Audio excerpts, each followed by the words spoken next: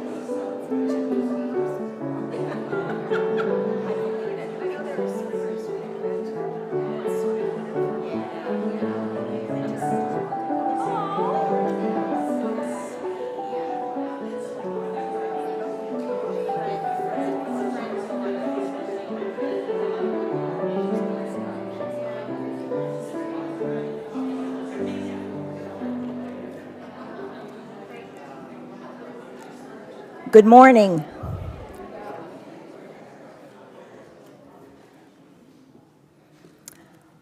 Good morning on this beautiful Maine morning.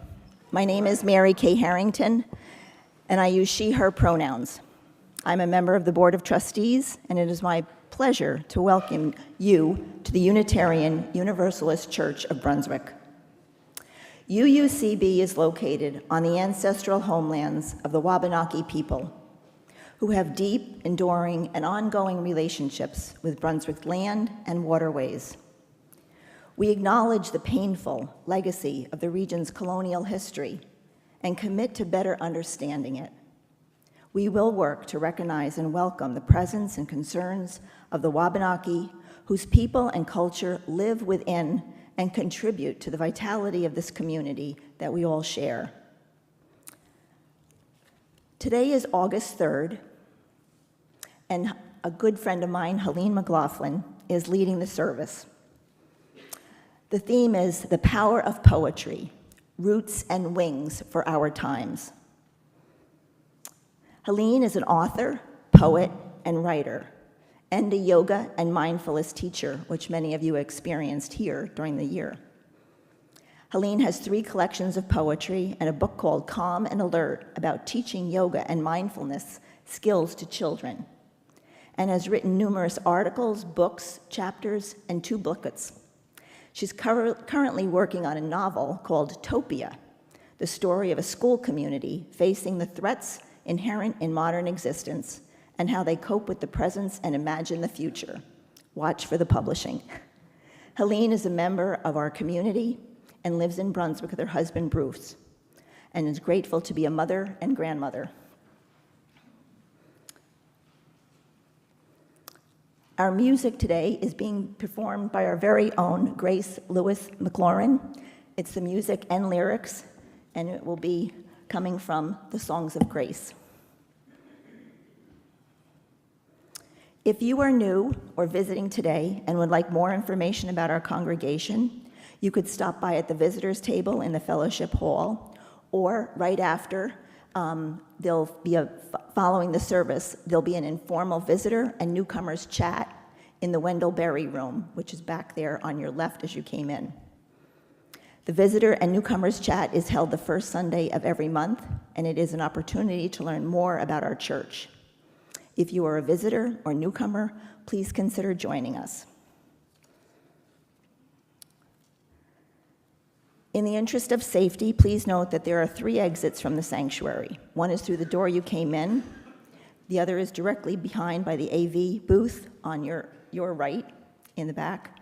And a third is all the way through the doors, just past, going all the way through the back by the lifelong spiritual formation area of the building. It's all the way in the back of the building. As we begin the service today, please silence your mobile devices. And once again, welcome. We're so glad you're all here.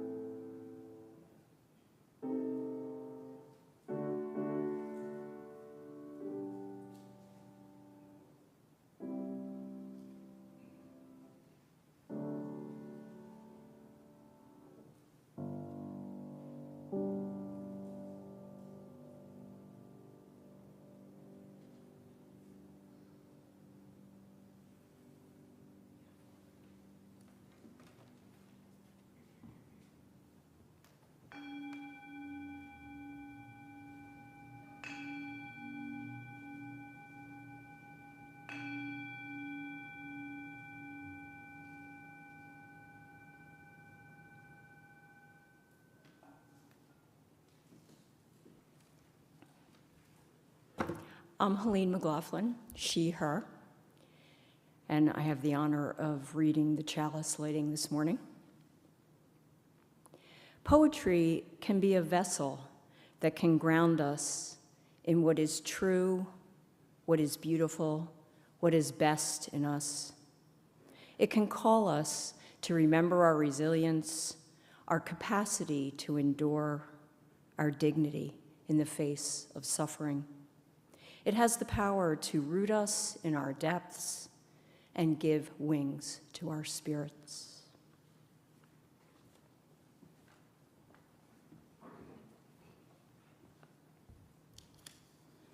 I'm Irene Austin. Good morning. Worship associate today. I'd like to thank Helene for doing a service with us this morning. Helene and I go way back. We once were neighbors a long time ago on Lincoln Street in Bath, and her daughter, Molly, was our daughter, Hannah's very first babysitter and much beloved babysitter. And then Helene and I both ended up in the school counseling world, so we saw each other often. I'd also like to thank Grace for playing today. How cool is it that the composer of all our hymns is here while we're singing?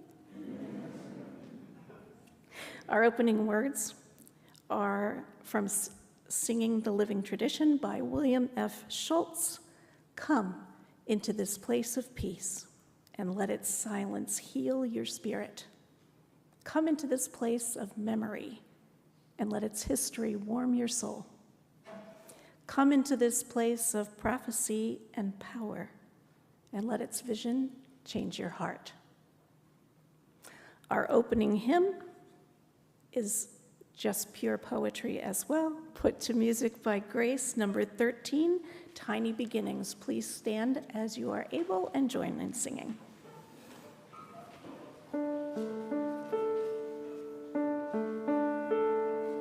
Tiny beginnings are it from our sight.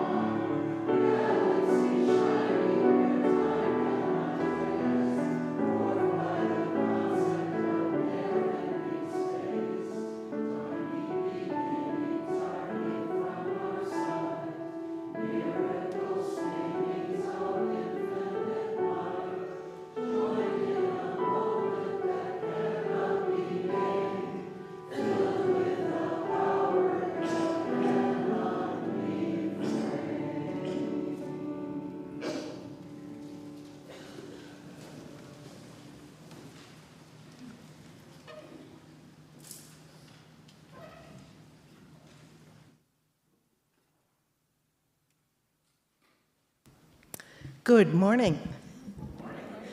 My name is Sylvia Stalker, she, her, and it is my joy to read the story this morning. I'd like to invite anyone who's young or young at heart and wants to come up and see the pictures close to hand. Come on up. Good morning. How are you? Good.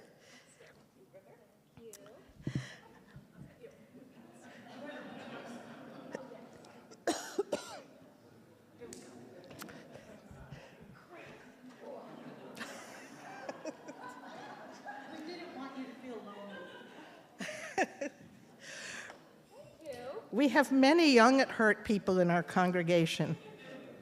Age is not a requirement one way or the other. Not at all, right?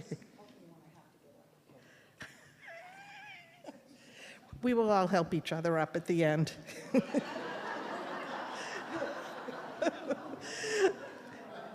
So Helene has chosen this book called Change Sings. The words are by the poet Amanda Gorman, and some of you may remember Amanda Gorman in her bright yellow coat when she read her own poem at President Joe Biden's inauguration 1,000 years ago.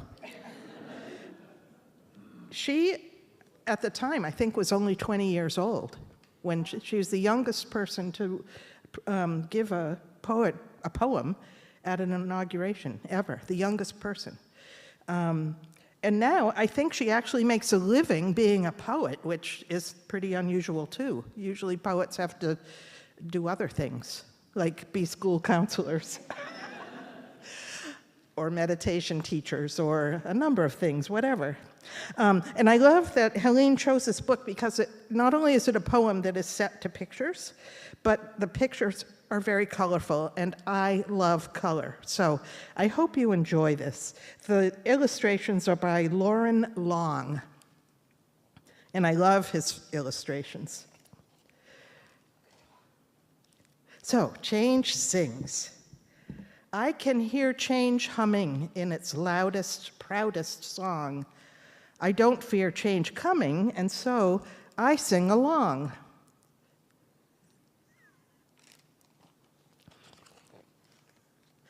I scream with the skies of red and blue streamers. I dream with the cries of tried and true dreamers.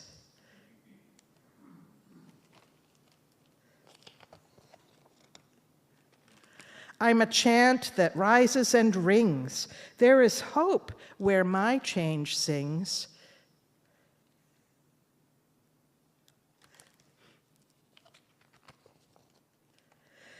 Though some don't understand it, those windmills of mysteries, I sing with all the planet and its hills of histories.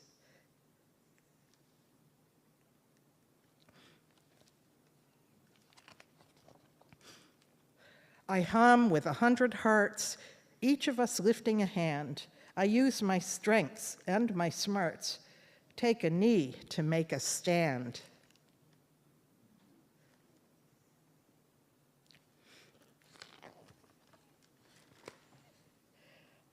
I'm bright as the light each day brings. There is love where my change sings.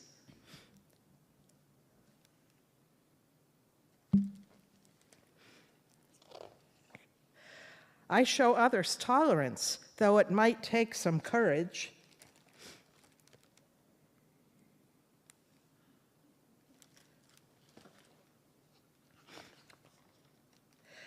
I don't make a taller fence, but fight to build a better bridge.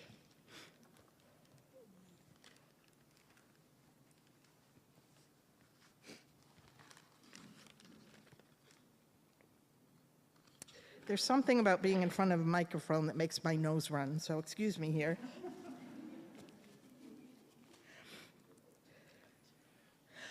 I talk not only of distances, from where and how we came,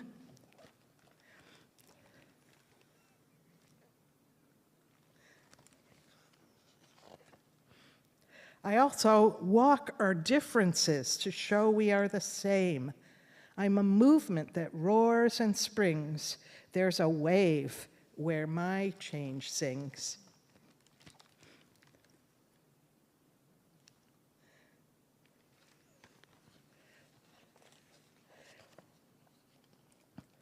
Change sings where? There, inside me, because I'm the change I want to see. I like that line.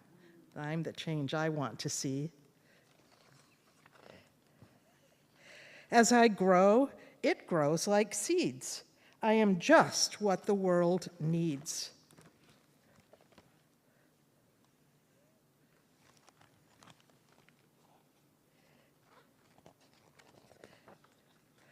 I'm the voice where freedom rings. You're the love your bright heart brings.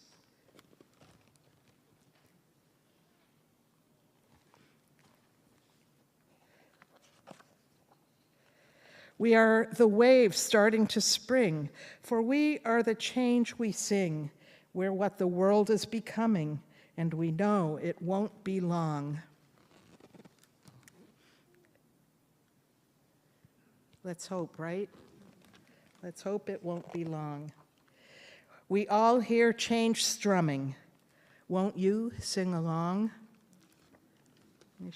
She is a beautiful, beautiful little child with a very big guitar.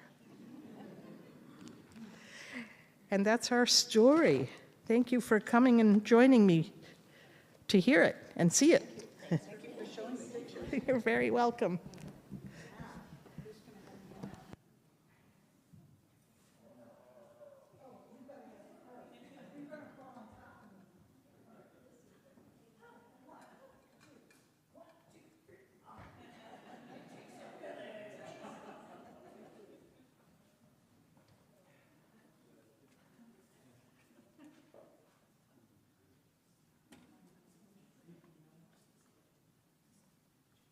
Thank you, Sylvia.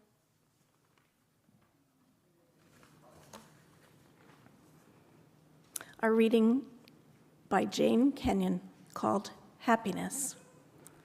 There's just no accounting for happiness or the way it turns up, like a prodigal who comes back to the dust at your feet, having squandered a fortune away. And how can you not forgive? You make a feast in honor of what was lost, and take from its place the finest garment, which you saved for an occasion you could not imagine. And you weep night and day to know that you were not abandoned, that happiness saved its most extreme form for you alone. No, happiness is the uncle you never knew about, who flies a single-engine plane onto the grassy landing strip, hitchhikes into town, and inquires at every door until he finds you asleep mid-afternoon, as you so often are, during the unmerciful hours of your despair. It comes to the monk in his cell. It comes to the woman sweeping the street with a birch broom, to the child whose mother has passed out from drink. It comes to the lover, to the dog chewing a sock, to the pusher, to the basket maker, and to the clerk stacking cans of carrots in the night. It even comes to the boulder in the perpetual shade of pine barrens, to rain falling on the open sea, to the wine glass, weary of holding wine.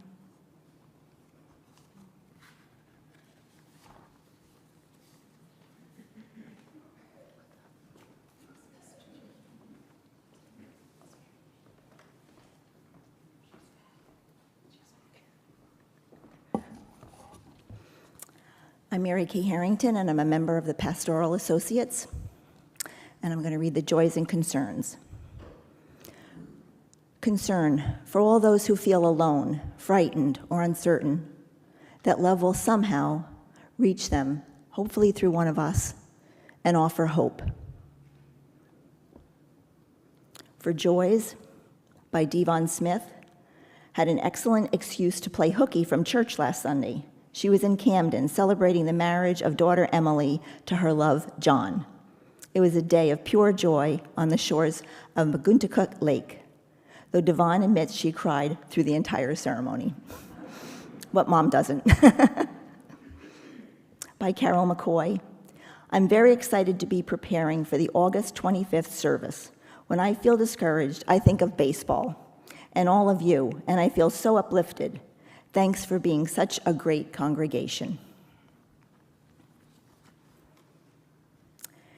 If you are not attending in-person services and would like a joy or concern read from the pulpit, please send an email to joys-concerns@uubrunswick.org. You may also use this address to contact a pastoral care associate, or you can put it in the book when you come in for service on Sunday. If you would like to talk with one of us at the service, look for the light blue ribbon on our name tags. Our names are also in the back of the order of worship. We would be happy to meet with you here or later, and we offer a listening presence and concern.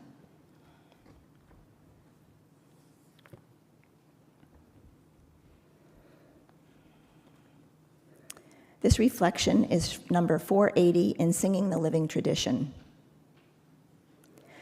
Let us open our minds and hearts to the place of quiet, to the silent prayer for the healing of pain, and the soft, gentle coming of love.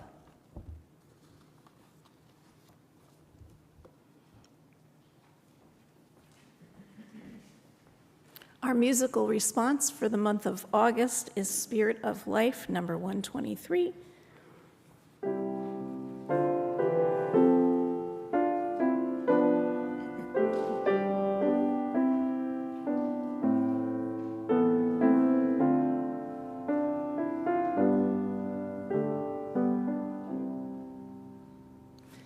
Spirit of life, come unto me.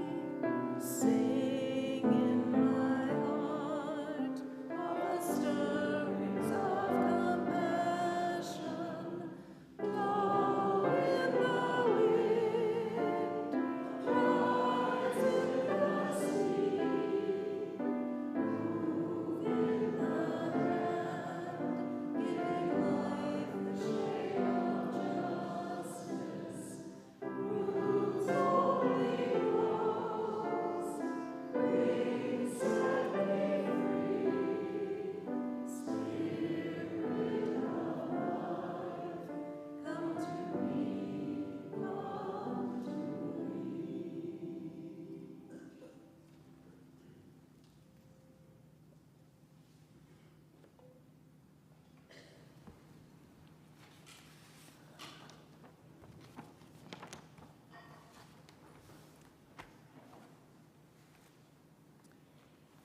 This reading is a tender poem that has helped me in my entire life, so I'm so glad to share it with you today. It's called Kindness by Naomi Shihab Nye. Kindness. Before you know what kindness really is, you must lose things. Feel the future dissolve in a moment like salt in a weakened broth. What you held in your hand, what you counted and carefully saved, all this must go. So you know how desolate the landscape can be between the regions of kindness. How you ride and ride, thinking the bus will never stop. The passengers eating maize and chicken will stare out the window forever. Before you learn the tender gravity of kindness, you must travel where the Indian in a white poncho lies dead by the side of the road. You must see how this could be you, how he too was someone who journeyed through the night with plans and the simple breath that kept him alive. Before you know kindness as the deepest thing inside, you must know sorrow as the other deepest thing. You must wake up with sorrow. You must speak to it till your voice catches the thread of all sorrows, and you see the size of the cloth. Then it is only kindness that makes sense anymore. Only kindness that ties your shoes and sends you out into the day to mail letters and purchase bread. Only kindness that raises its head from the crowd of the world to say, "It is I you have been looking for," and then goes with you everywhere like a shadow or a friend. Thank you, Naomi. She's a great favorite of Karma also, so it's nice to bring her into the room today. So now I'll move into my reflection. It's always a little hard to follow a great poet. And it's such a privilege to be here today and share this reflection with you about the power of poetry in our times. I offered to speak about this topic because I've been pondering the question for myself, especially in the last year. Does poetry have power? How can one human being sitting alone in a room, choosing this word or that, this image or that, possibly have power? How can the community of people who love, listen to, read, or write poetry have power in these times? So I went about trying to love the questions themselves, as the famous poet Rilke once said in Letters to a Young Poet. And my reflection today is what has arisen for me out of that love for these questions. So I have 4 reflections, points to share with you today and 4 poems that will illustrate my points, poems that I've written. So my first reflection about poetry's power is that poetry is or should be honest. Its honesty stems from a scrupulousness about word choice and meaning that a poet brings to poetry. So many words now, have you noticed, are being twisted and misused, just turned on their head. But we can rely on poetry to speak the truth. And in its honesty, it sustains our belief in the importance of honesty as food for our spirits. Even when a poem is hard to understand, our spirits respond to and know its truth. I hope you've felt that at times. In our times now, it is a relief to hear the truth, to know the truth, to hold the truth, and to be nourished by the truth. So my first poem about this particular point I've read before, so I hope you'll indulge me. It's called Companion. Poetry is an honest companion. You may dislike her at first when she tells you your fly is down, your breath is bad, or you're driving with a flat. You may even grow angry as she smirks at your excuses, forgives your follies, or lifts an eyebrow at your lies. But if you stay, you will see her true intent when she encourages brides to say no at the altar, stands at funerals to refute the eulogy, speaks in dangerous times, is thrown in jail, and sings, though condemned. You will then understand her call from the grave, reminding you to live, and the kind of hand she offers you. Yes, if you stay, she comes to be an alarm that wakes you in the morning, a blanket that surrounds you at night, a song that haunts your dreams, a foreign tongue you may yet understand, a secret box of chocolates. She will grieve for you, laugh with you, comfort you, tease you, puzzle you, demand of you. Oh, there are days you might want to run away, hide in some dark, quiet place. But she will call for you, search for you, find you, hold you.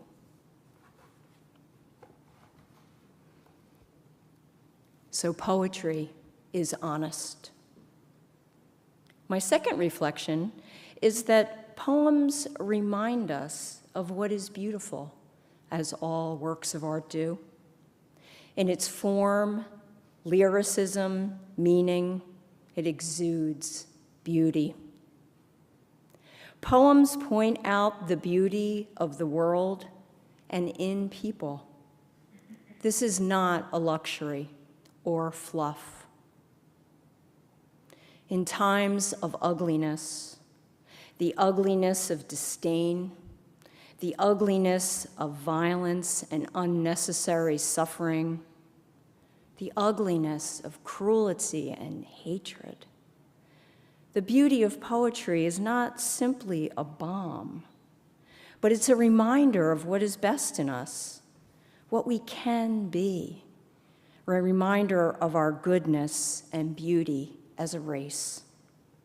It's a kind of antidote, a protection against being wounded by ugliness.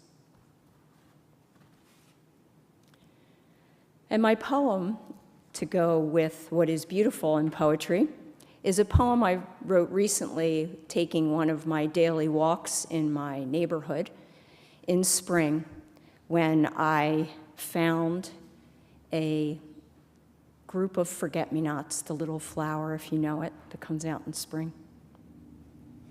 It's called Forget-Me-Nots.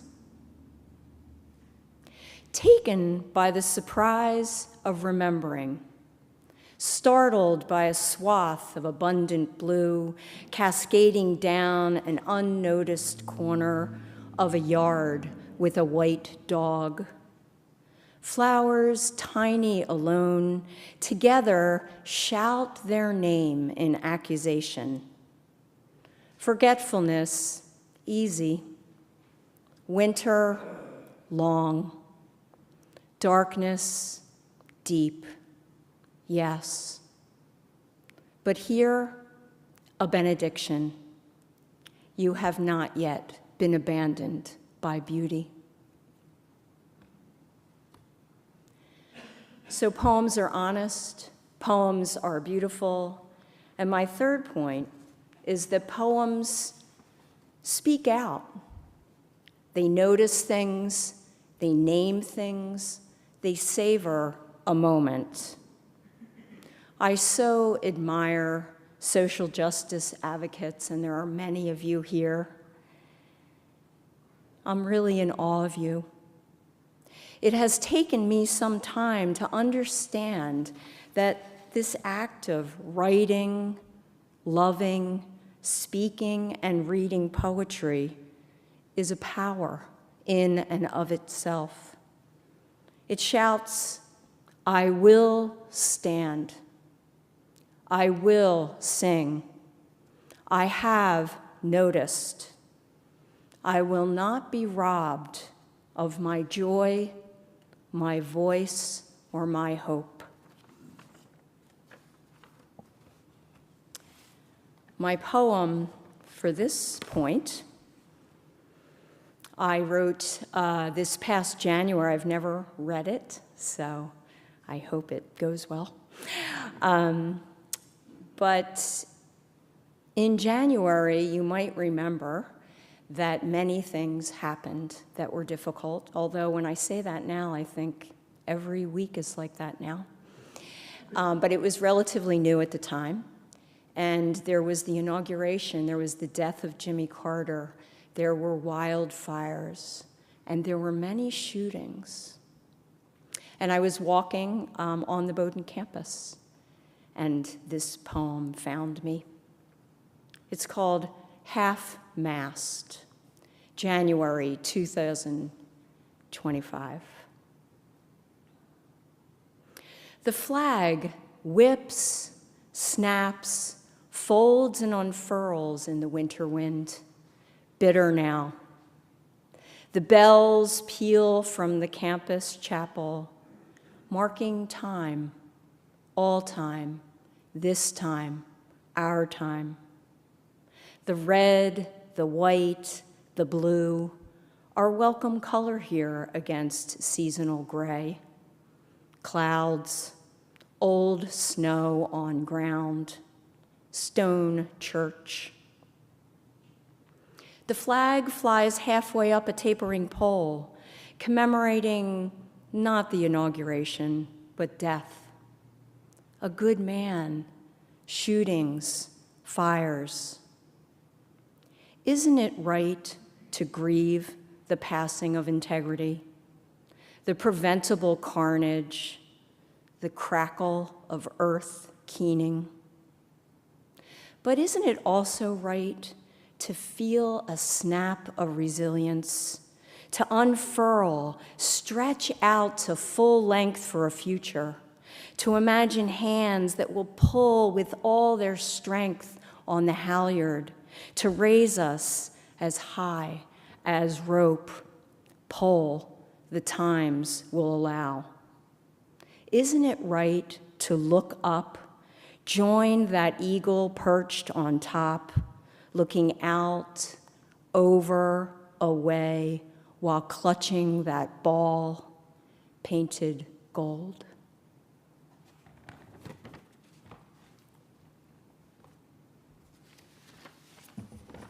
So poems are honest, poems are beautiful, poems speak out. And my final point, and thank you for your loving attention to this reflection, poems call us to our better natures. They're a reminder that we are bigger than we think we are, more powerful than we sometimes feel. I don't know about you, but I'm noticing in myself that these times just bring out the worst in me. I judge, I wish ill in my anger, I despair. So will you join me in letting us allow poetry and the poetry community to lift us up and remind us of what we can be? And my poem for this point is called Be a Firefly. Be a firefly. Use this meadow, these times, this gloaming to be revealed. Be a firefly. Find your sunny yellow, your new green or pale red, just as twilight tries to extinguish you. Instead, fly. Keep flying into it, through it, around it, in the comforting company of your abundant, glowing kin. Embrace your birthright. The little glowworms need your supportive pulsing, flashing, attracting, deflecting. Be a firefly, alight trustingly on branch or hand, with the innocent fearlessness of the naturally luminescent. Rest here. Take in the view from a small, bright place. You, firefly, be. So, poems are honest, beautiful, they speak out, and they call us to our better natures. So is poetry powerful in these times? My answer is yes. Thank you very much. Got a lot of stuff up here.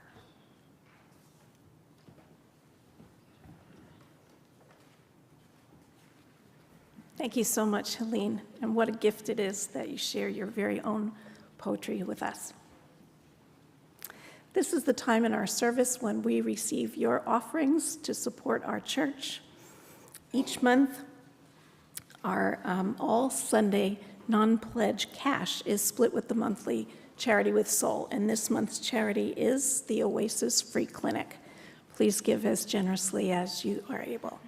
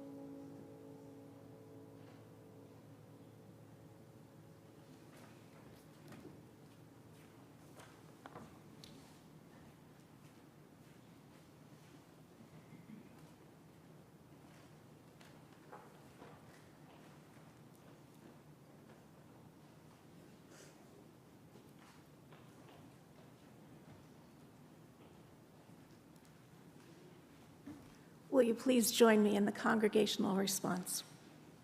May these offerings sustain and grow the work of this church, weaving a tapestry of love and action. Thank you very much.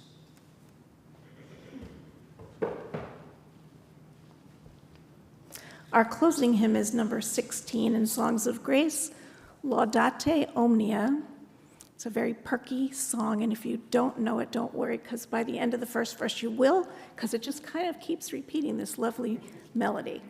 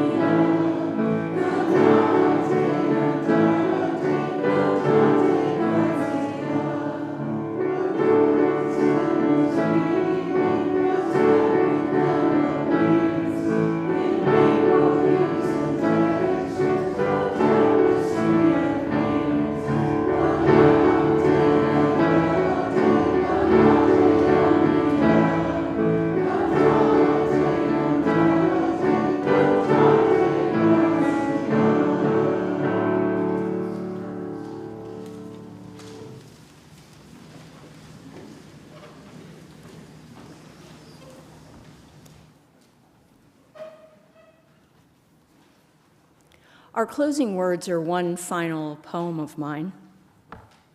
And again, thank you so much for your deep listening. It's called I Am the Night Sky. I am the night sky, clear, deeply silent, a vast black expanse. I am the Milky Way, surprising soft brushstroke of white celestial wonder. I am a small star, wearily traveler twinkling over many years of light. I am a shooting star, sudden flash of fleeting joy. I am a bright star, bold, worthy of abiding undiminished by the moon. I am the moon, too, at times hidden and new, until an elegant sliver grows in confidence to reflect the great light, nobly bearing the brilliance of fullness for those few precious days before the inevitable waning, the required retreat to newness, the humble leaning back into the deep kindness of the night sky, the I am holding the vicissitudes of light.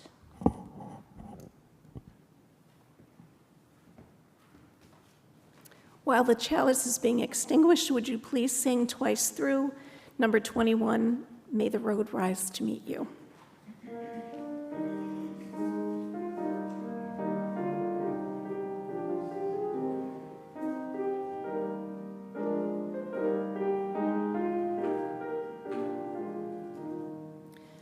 May the road rise to meet you, may the wind be ever at your back, may your friends ever touch you with hands that understand.